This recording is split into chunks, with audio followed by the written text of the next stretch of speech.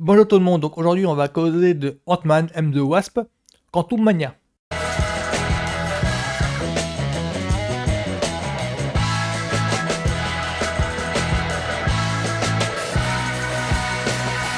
Oui, Ant-Man and the Wasp, ou Ant-Man et la Guêpe, Ant-Man 3, ce que vous voulez, donc le troisième volet des aventures de Ant-Man, alias Scott Lang, donc l'homme-fourmi, le Ant-Man du MCU. Je précise tout ça, c'est parce que en fait, pour moi, Ant-Man, étant fan de comics, pour moi Ant-Man c'est Hank Pym, hein, qui est joué dans les films par Michael Douglas. Normalement, dans les comics, c'est lui. Donc, alors moi je l'attends un petit peu impatiemment parce que ça confirmerait les liens entre les séries Disney et les séries Marvel sur Disney Plus et les films du MCU. Parce que je veux pas spoiler, mais il se trouve qu'il se passe un truc dans la série Loki qui tease en fait Ant-Man 3. Enfin, je veux pas spoiler, mais il se passe un truc, voilà. Donc je l'attends aussi, c'est parce que en tant que groupie, moi j'ai flashé sur Evangeline Lilly qui joue le rôle de Hope Van Dyne alias la Guêpe, et depuis Lost, hein. Donc j'en ai parlé déjà dans ma précédente trailer reaction au sujet de Ant-Man and the Wasp Quantumania, c'était il y a quelques mois déjà, ça le temps passe vite. Donc là c'est le début de la promo, là c'est les nouvelles images qui débarquent pour confirmer le fait que oui ça sort en mois de... L'air de rien ça sort en mois de février. Enfin, c'est ça qui m'a un petit peu étonné. C'est-à-dire, oh la vache, ça prend pas de temps chez Marvel. Donc, c'est le premier projet au cinéma. Moi, j'attends beaucoup aussi Secret Invasion sur Disney+. Hein, je vous avouerai que c'est plutôt ce projet que j'attends. Donc là, premières images, je regarde et je vous fais un petit mon suite.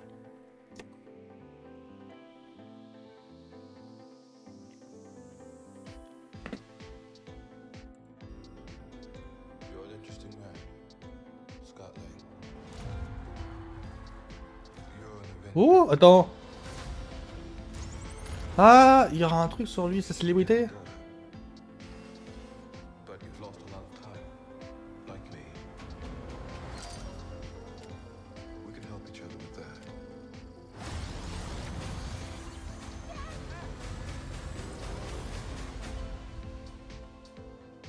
Who are you? I'm the man who can give you the one thing you want. What's that? Time. J'adore le costume, truc comics occurrent comme on dit. They can rewrite existence and shatter timelines. You cannot trust him. I don't care who this guy is. I just lost so much. He can give us a second chance. 7 février, d'accord. Mais justement, il y a un changement de casting pour Cassie Lang. Vont jouer avec ça? C'est pas suspect. Visuellement, c'est énorme, hein. Contrairement aux deux premiers, c'est énorme là.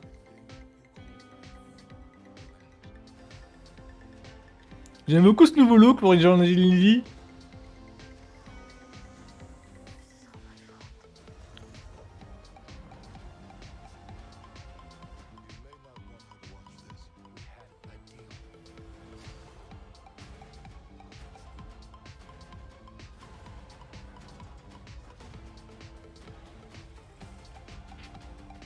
Ah ouais! Ça n'a rien à voir avec les deux premiers là!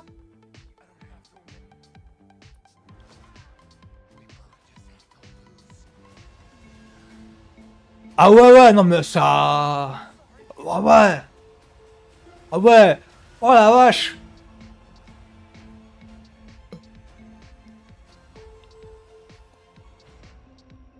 Ah ouais, non mais attends, là on a... Mais c'est le jour et la nuit là, comparé aux deux premiers, c'est le jour et la nuit!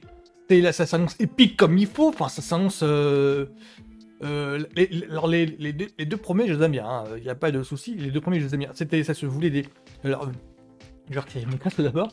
Alors, les deux premiers se regardent comme des films pour la famille, pour les enfants. C'est un petit peu ça le charisme de Ant-Man, c'est un petit peu sa particularité d'Ant-Man, c'est le...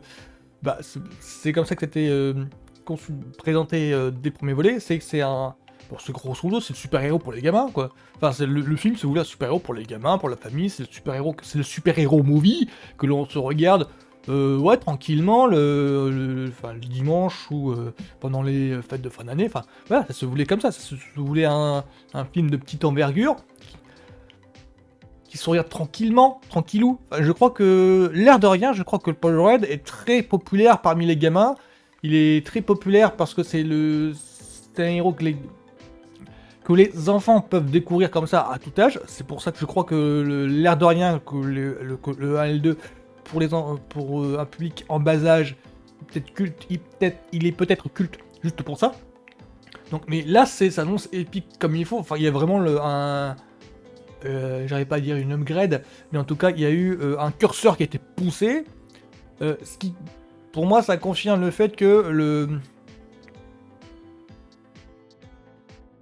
il y a une totale remise en question au sein de Marvel Studios. C'est que là, on a ce troisième volet-là, ça implique, aura des conséquences sur le MCU, mais à un niveau que j'attends de voir le film pour le confirmer, ou alors c'est juste du teasing en fait, du teasing pour teaser, comme dirait un acteur en fait, qui est plutôt très critique sur le MCU. Mais là, ma hype vient de monter d'un coup. Ma petite réserve, je suis en train de me demander si il y a tellement de changements entre les deux premiers et le troisième au niveau du casting, parce qu'à Cassie Lang par exemple, ils ont changé d'actrice, il y a eu un recasting à ce niveau, il y a un changement de look pour Evangeline Lilly, et je suis en train de me demander si ils ne préparent pas un truc genre twist, ou alors c'est moi qui tire des plans sur la comète, qui me montre le bourrichon pour rien du tout, mais tout ça, ça m'intrigue, ça rend intriguant. Je suis en train de me demander si justement le changement de casting n'était pas voulu pour teaser des changements. Enfin voilà, je vais pas me monter les plans sur la comète parce que j'ai peur d'avoir le même effet que pour Avenger 2. Pour Avenger 2, petit rappel, le Ultron dans les comics, il n'est pas créé par Tony Stark, encore moins par Banner, contrairement à ce qui se passe dans le film. Il est créé par Hank Pym. Mais Hank Pym n'avait pas encore été introduit dans le MCU. Ant-Man, le Ant-Man le premier est sorti après Avenger 2. Donc du coup, moi, quand on m'a un gros couillon, je lisais pas mal d'interviews et pas mal de scoopers pour essayer de deviner le twist. Genre, je pensais qu'il y aurait un twist dans le genre, ouais, enfin, le projet Ultron, ça vient pas de Tony Stark, ça vient de Hank Pym. Du coup, tout le film, j'ai attendu ça et ma déception était très grande. Ah bah non, en fait, c'est vraiment Tony Stark qui est vraiment... ouais, c'est vraiment Tony Stark, mais alors, du coup, j'ai raté tout le film. Je veux éviter cette espèce d'ascenseur émotionnel. Donc là, je vais juste attendre le film tranquillement pour voir si mes statistiques... Oh, toi. Pour voir si mes attentes, en fait, sont bien placées ou pas. Donc là, Ant-Man and the Wasp Quantumania, ouais, mon attente est très grande à ce niveau, donc je l'attends avec impatience, donc mi-février, ouais, c'est bon, la date elle est cochée dans l'agenda, voilà. Tchuss.